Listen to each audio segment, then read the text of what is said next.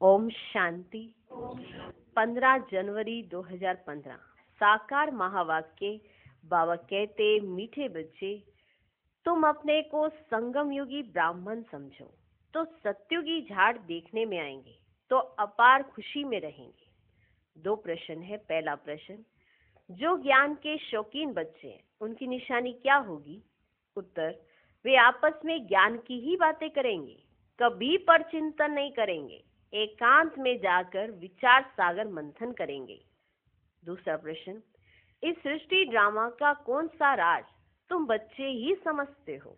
उत्तर, इस सृष्टि में कोई भी चीज सदा कायम नहीं है सिवाय एक शिव बाबा के।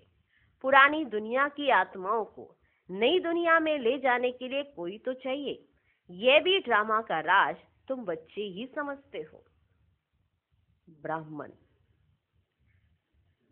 ब्राह्मण नाम आप सब ने सुना है, पर एक है कुखवंशावली ब्राह्मण, एक है मुखवंशावली ब्राह्मण, एक है नामधारी ब्राह्मण, एक है जो बाबा ने कहा वो करके दिखाने वाले ब्राह्मण। ब्राह्मण पने का नशा कौन से ब्राह्मण है? संगम युग के ब्राह्मण। आज भी दुनिया में किसी को कहा जाए सबसे सर्वश्रेष्ठ कौन है, तो ब्राह्मण अपने आप को श्रेष्ठ मानते हैं, क्योंकि हर शुभ कार्य में ब्राह्मण को पहले याद किया जाता है। ब्राह्मण अपने आप को श्रेष्ठ मानते हैं, लेकिन वो वाले ब्राह्मण और आप ब्राह्मण दोनों में जमीन आसमान का अंतर है। ठीक है, वो ब्राह्मण अगर अपने आप को श्रेष्ठ मानेंगे तो दूसरों को क्या मानते हैं? कम मानते हैं। ठीक है, फिर बात आ जाती है मुसलमान, सिख, ईसाई, इन सब की। आपने देखा होगा जो अपने आप को ब्राह्मण मानते हैं वो दूसरे को कम मानते हैं। और बाबा ने ब्राह्मण पने की डेफिनेशन क्या दी है? ब्राह्मण हो ये आज हो, वैसे क्या हो? आत्मा हो। तो आत्मा स्वरूप में हर एक कौन है? आत्मा है। और भाई भाई है, तो हिंदू, मुस्लिम, सिख, ईसाई आपस में सब भाई भाई। ये पाठ हमें पक्का कराया गया बचपन से। ये पाठ बचपन से माना हर एक ने ये पढ़ा है। हिंदू, मुस्लिम, सिख, ईसाई आपस में सब भाई भाई। पर ओरिजिनलिटी में, सच्चाई में, बात बात में कहीं ना कहीं अपने धर्म को श्रेष्ठ और दूसरे को नीच माना जाता है। इसी वजह से लड़ाई झगड़ा होता है। तो बाबा ने समझाया कि बच्चे, तुम जो ब्राह्मण हो वो सच्चे ब्राह्मण हो, संगम युगी ब्राह्मण हो, मुखवंशावली ब्राह्मण हो, और ब्राह्मण बने का जो नियम और मर्यादाएं हैं सब कुछ पालन करने वाले तुम सच्चे सच्चे ब्राह्मण हो।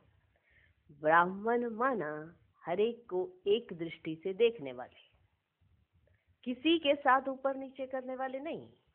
लेकिन अगर कुखवंशावली ब्राह्मण की बात करें तो अपने आप को सर्वश्रेष्ठ और दूसरे को कम समझना, ये जर्नल सी बात हो गई है कि हम कौन है, हम ब्राह्मण है और बाकी सब नीच। तो इससे लड़ाई झगड़ा हो जाता है। तो बाबा ने समझाया कि बच्चे, तुम एक आत्मा हो, तुम्हारा घर एक है, तुम सब आपस में भाई भाई हो। अब कहो हिंदू, मुस्लिम, सिख, ईसाई आपस में सब भाई भाई। पहले कहते थे पर मानते नहीं थे, क्योंकि वैसा चलते नहीं थे। आज हम संगम युगी ब्राह्मण सच में मानते हैं कि हम सब आत्माएं आपस में भाई भाई हैं। दुनिया में क्या करते हैं, जैसे ही पता चलता है कि ये मुसलमान भाई है तो वैसे ही अपनी धारणाएं बनाना शुरू कर देते हैं, भले उनको देखा हो या ना देखा हो। जैसे ही पता चला पड़ोस में मुसलमान लोग आ गए हैं या सिख भाई लोग आ गए हैं किसी ने बता दिया कि ऐसा आए हैं सभी, तो जो घर में रह रहा है उसकी धारणाएं ऑटोमेटिक पड़ोस के लिए चेंज हो जाती है। ये क्या बात है? जिनसे आप मिले ही नहीं, जिनको आपने देखा ही नहीं, जिनसे आपने व्यवहार किया ही नहीं, आप उनके लिए धारणाएं कैसे बना सकते हो?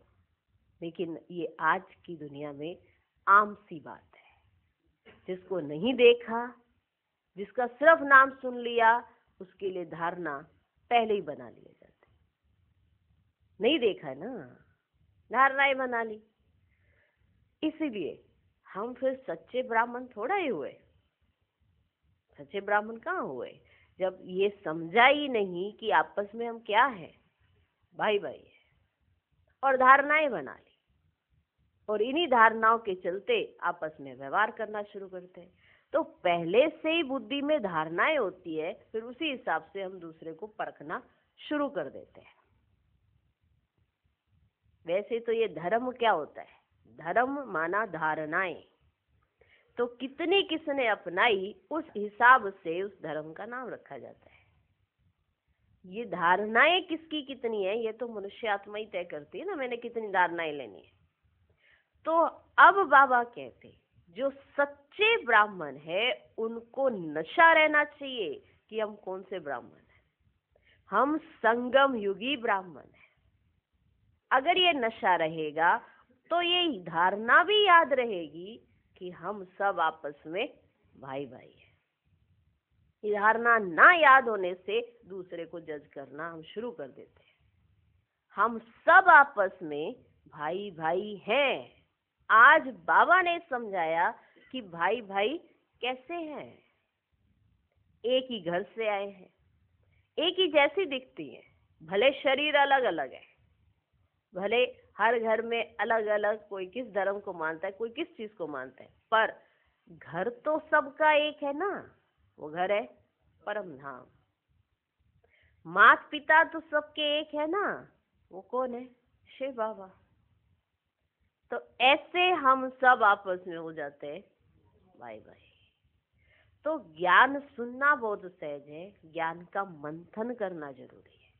सुन लिया, वो तो आधा गलत से सुनते आ रहे, सुनते रहे, क्या फर्क पड़ता है? पर सुन के धारण कितना किए, माना उस धर्म में हम पक्के कितने हैं, ये होती है धारणाएं। धारण करना है तो दूसरे भी कहेंगे कि इनके अंदर धारणाएं बड़ी अच्छी है, तो वो मानेंगे कि आप सच्चे ब्राह्मण हो। बाबा ने सिखाया है, बाबा सिखा रहे हैं। बाबा हमें एक्यूरेट चलना सिखाते कि बच्चे, तुम्हें हर एक को देखते हुए जैसे अपने आप को आत्मा समझना है, दूसरे को भी आत्मा समझना है। आत्मा समझ दूसरे के साथ व्यवहार में आना है। कोई देह नहीं, कोई धर्म नहीं, कोई नाम नहीं। क्या समझना है? आत्मा। तो ये पाठ जो हिंदू, मुस्लिम, सिख, ईसाई आपस में हम सब भाई भाई, ये पक्का सिद्ध हो जाएगा और सब एक पिता की संतान है। अच्छा, ओम शांति। रूहानी बच्चों प्रति पुरुषोत्तम संगम युग पर आने वाला बाप समझा रहे हैं। ये तो बच्चे समझते हैं हम ब्राह्मण हैं। अपने को ब्राह्मण समझते हो व यह भी भूल जाते हो।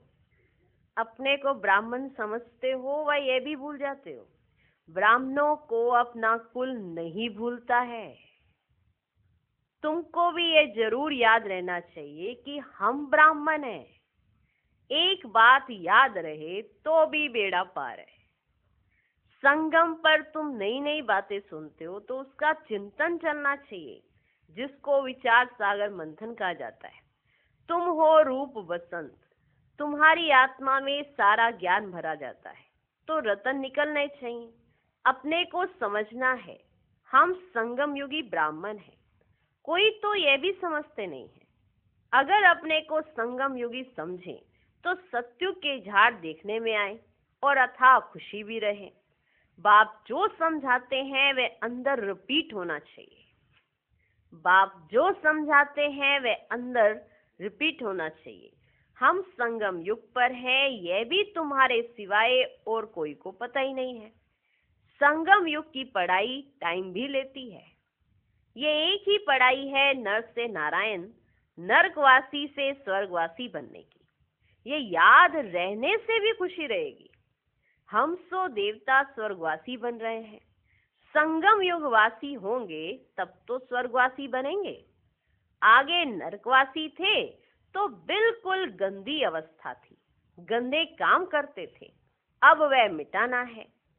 मनुष्य से देवता स्वर्गवासी बनना है। कोई की स्त्री मर जाती है, तुम पूछो तुम्हारी युगल कहाँ है, कहेंगे वह स्वर्गवासी हो गई। स्वर्ग क्या चीज है वह नहीं जानते। अगर स्वर्गवासी हुई फिर तो खुश होना चाहिए ना, क्योंकि युगल स्वर्गवासी हो गई, फिर तो खुश होना चाहिए ना। अभी तुम बच्चे इन बातों को जानते हो, अंदर विचार चलना चाहिए। हम अभी संगम पर हैं, पावन बन रहे हैं, स्वर्ग का वर्षा बाप से ले रहे हैं। ये घड़ी घड़ी सिमरन करना है, भूलना नहीं चाहिए।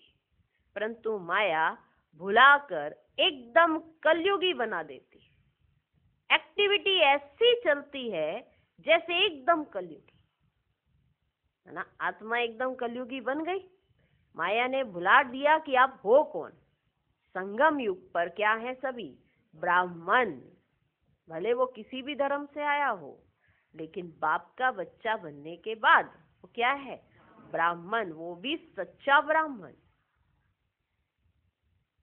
परंतु माया भुलाकर एकदम कलयुगी बना देती है।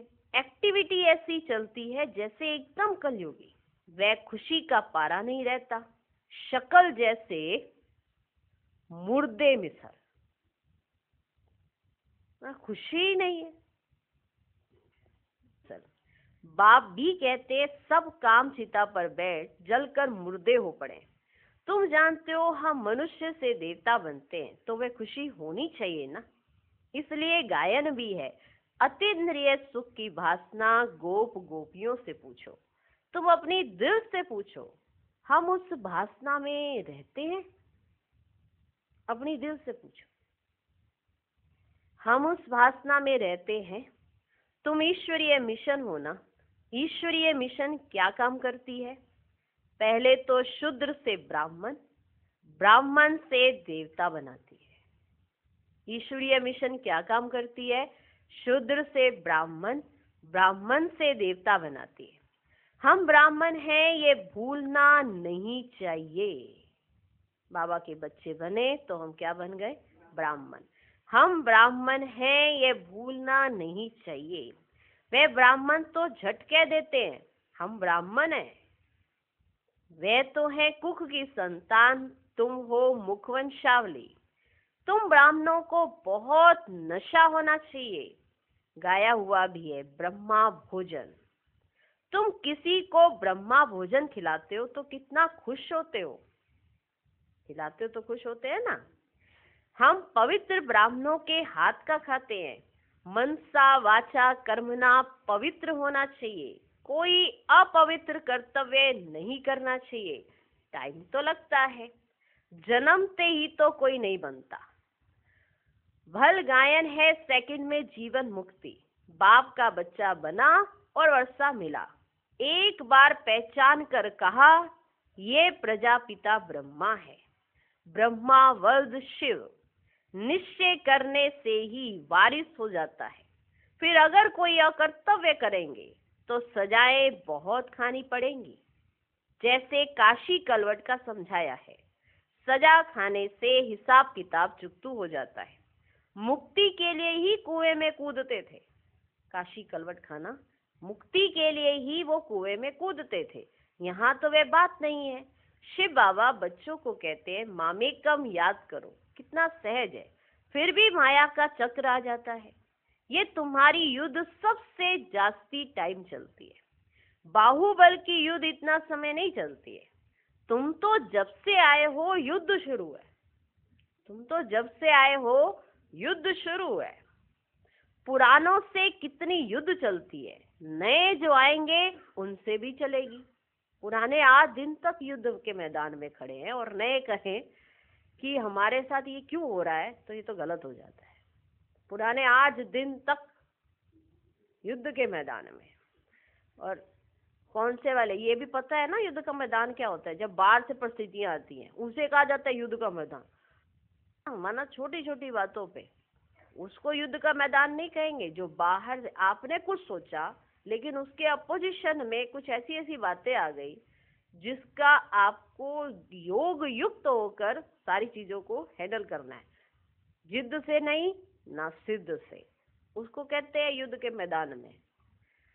संकल्पों की शक्ति बहुत बहुत बहुत है, लेकिन माया बैठी है ना, आपको ऐसे छोटे छोटे मोटे मोटे संकल्प देगी, आप उसी में लगे रहोगे। तो याद कम होने की वजह से, ज्ञान कम होने की वजह से ये छोटी छोटी बातें ज्यादा असर करती है।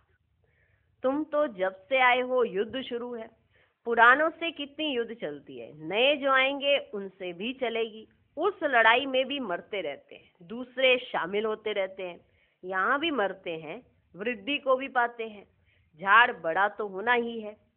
कहीं ऐसे युद्ध में ऐसे माना घायल हो जाते हैं तो बाबा का हाथ छोड़ के चले जाते हैं। जो समझते हैं बहुत सारी प्रॉब्लम हो गई या जीवन अस्त व्यस्त हो गया, तो कहीं ऐसे चले जाते हैं।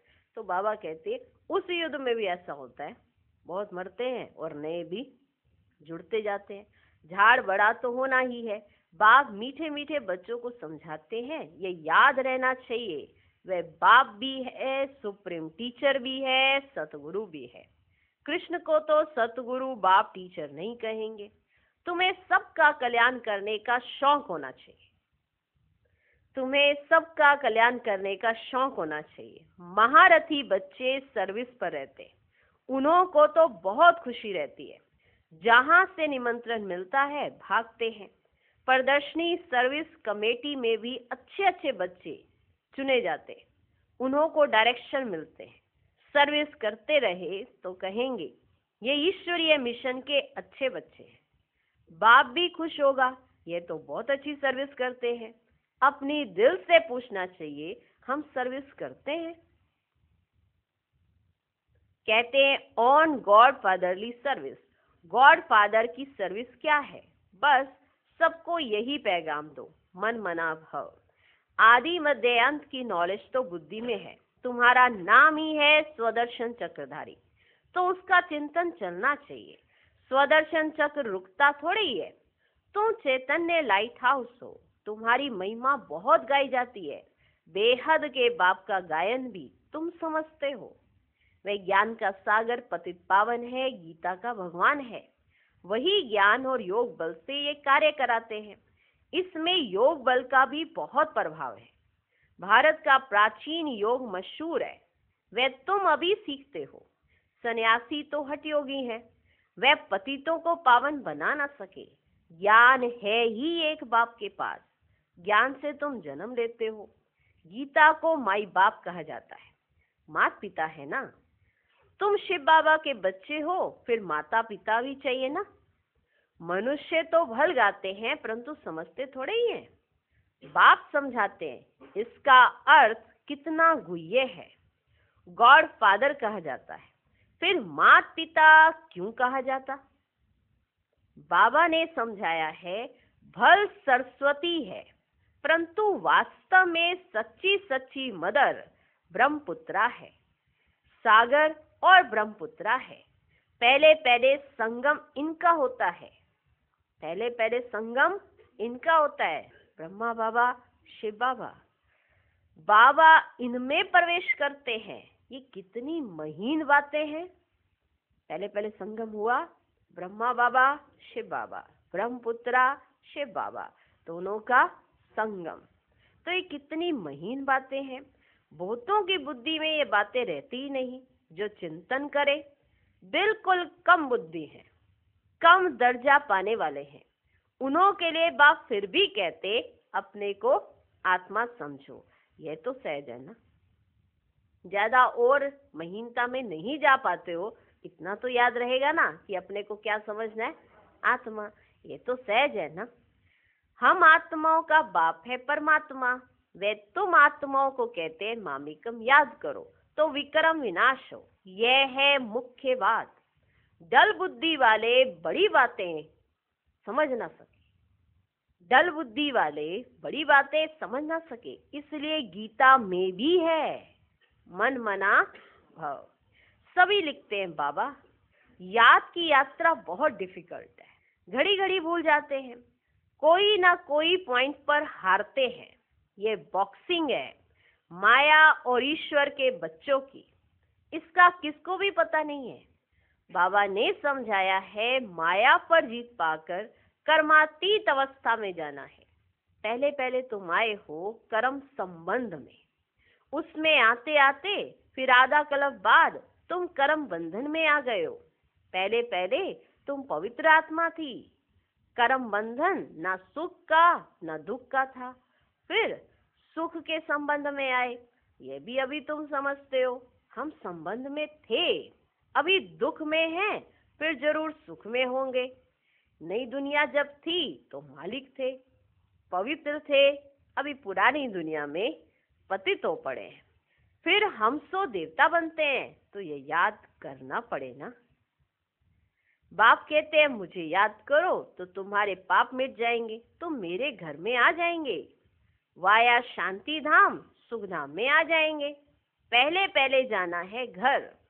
बाप कहते हैं मुझे याद करो तो तुम पवित्र बनोगे, मैं पतित पावन तुमको पवित्र बना रहा हूँ घर आने लिए। मैं तुमको पवित्र क्यों बना रहा हूँ कि तुम घर वापिस आ सको।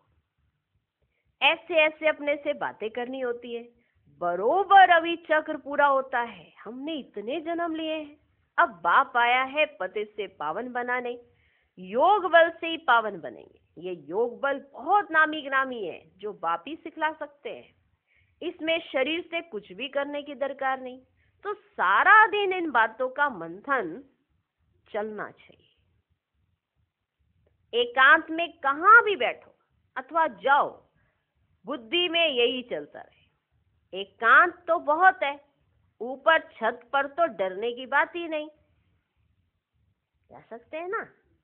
एकांत चाहिए छत पर जाओ, बुद्धि में यही चलता रहे। एकांत तो बहुत है, ऊपर छत पर तो डरने की बात ही नहीं। आगे तुम सवेरे में मुरली सुनने के बाद चलते थे पहाड़ों पर, जो सुना उसका चिंतन करने के लिए पहाड़ियों पर जाकर बैठते थे। जो ज्ञान के शौकीन होंगे वे आपस में ज्ञान की बातें ही करेंगे, ज्ञान नहीं है तो फिर पर चिंतन करते रहेंगे। अगर ज्ञान की बातों की चर्चा नहीं हो रही है तो दूसरी बातों की चर्चा हो रही है, वो है पर चिंतन। प्रदर्शनी में तुम कितनों को ये रास्ता बताते हो, समझते हो हमारा धर्म बहुत सुख देने वाला है। दूसरे धर्म वालों को सिर्फ इतना समझाना है कि बाप को याद करो। यह नहीं समझना है कि यह मुसलमान है, मैं फलाना हूं, नहीं। आत्मा को देखना है, आत्मा को समझाना है। ऐसे नहीं समझाने से पहले बुद्धि में डाल दिया ये मुसलमान है, ये सिख है, ये मुसलमान है, ये मुसलमान है, ये मुसलमान है। नहीं, क्या करना है, आत्मा को देखना है, आत्मा को समझाना है। प्रदर्शनी में समझाते हो तो यह प्रैक्टिस रहे, हम आत्मा भाई को समझाते हैं। अब हमको बाप से वर्षा मिल रहा है, अपने को आत्मा समझ भाइयों को ज्ञान देते हैं। अभी चलो बाप के पास, बहुत समय बिछड़े हो, वह है शांति धाम। यहाँ तो कितनी अशांति दुख आदि है। अब बाप कहते हैं अपने को आत्मा समझने की प्रैक्टिस डालो तो नाम रूप देह सब भूल जाए। फलाना मुसलमान है ऐसे क्यों समझते हो, आत्मा समझकर समझाओ। समझ सकते हैं ये आत्मा अच्छी है या बुरी है। आत्मा के लिए कहा जाता है बुरे से दूर भागना चाहिए, लेकिन आज का मनुष्य जैसे ही पता चलता है ये वो हैं, पहले ही दूर भाग लेते हैं। आत्मा को परखा भी नहीं, देखा भी नहीं, बस पता चल गया कि ये कौन है, दूर। आत्मा के लिए कहा जाता है बुरे से दूर भागना चाहिए। अभी तुम बेहद के बाप के बच्चे हो, यहाँ पाठ बजाया, अब फिर वापस चलना है, पावन बनना है। बाप को जरूर याद करना पड़े, पावन बनेंगे तो पावन दुनिया के मालिक बनेंगे। जबान से प्रतिज्ञा करनी होती है, जबान से प्रतिज्ञा करनी होती है। बाप भी कहते हैं प्रतिज्ञा करो। बाप युक्ति भी बताते हैं कि तुम आत्मा भाई भाई हो, फिर शरीर में आते हो तो भाई बहन हो। भाई बहन कभी विकार में जा नहीं सकते। पवित्र बन और बाप को याद करने से तुम विश्व के मालिक बन जाएंगे। समझाया जाता है माया से हारे फिर उठकर खड़े हो जाओ। जितना खड़े होंगे उतनी प्राप्ति होगी। ना और जमा तो होता है ना, ना माना घाटा, घाटा और जमा तो होता है ना। आधा कल्प जमा फिर रावण राज्य में ना हो जाता है, माना घाटा पड़ जाता है। हिसाब है ना, जीत जमा हार ना, माना घाटा। तो अपनी पूरी जांच करनी चाहिए। बाप को याद करने से तुम बच्चों को खुशी होगी। वे तो सिर्फ गायन करते हैं, समझ कुछ नहीं। बेसमझी से सब कुछ करते हैं। तुम तो पूजा आदि करते नहीं हो, बाकी गायन तो करेंगे ना। उस एक बाप का गायन है अव्यभिचारी। बाप आकर तुम बच्चों को आप ही पढ़ाते हैं। तुम्हें कुछ प्रश्न पूछने की दरकार ही नहीं है। चक्र स्मृति में रहना चाहिए, समझना चाहिए कैसे हम माया पर जीत पाते हैं और फिर हार खाते हैं। बाप समझाते हैं हार खाने से 100 गुना दंड पड़ जाएगा। बाप कहते हैं सतगुरु की निंदा नहीं कराओ, नहीं तो ठोर नहीं पाएंगे। यह सत्य नारायण की कथा है, इसको कोई नहीं जानते। गीता अलग, सत्य नारायण की कथा अलग कर दी है। नर से नारायण बनने के लिए यह गीता है। बाप कहते हैं हम तुमको नर से नारायण बनने की कथा सुनाता हूँ। इसको गीता भी कहते, अमरनाथ की कथा भी कहते हैं। तीसरा नेत्र बाप ही देते हैं। ये भी जानते हो हम देवता बनते हैं तो गुण भी जरूर होने चाहिए। इस सृष्टि में कोई भी चीज सदा कायम है ही नहीं। सदा कायम तो एक शिव बाबा ही है, बाकी तो सबको नीचे आना ही है। परंतु वे भी संगम पर आते हैं, सभी को वापस ले जाते हैं। पुरानी दुनिया की आत्माओं को नई दुनिया में ले जाने के लिए कोई तो चाहिए ना। तो ड्रामा के अंदर ये सब राज है। बाप आकर पवित्र बनाते हैं। कोई भी देहधारी को भगवान नहीं कहा जा सकता। इस समय बाप समझाते हैं आत्मा के पंख टूटे हुए तो उड़ ही नहीं सकती। बाप आकर ज्ञान और योग के पंख देते हैं।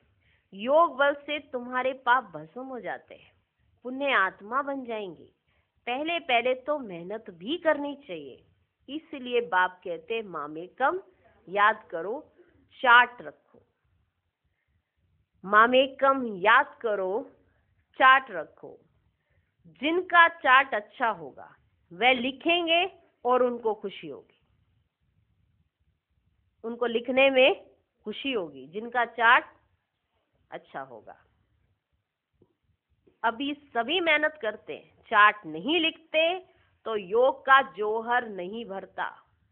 चार्ट लिखने में फायदा है बहुत। चार्ट के साथ पॉइंट्स भी चाहिए।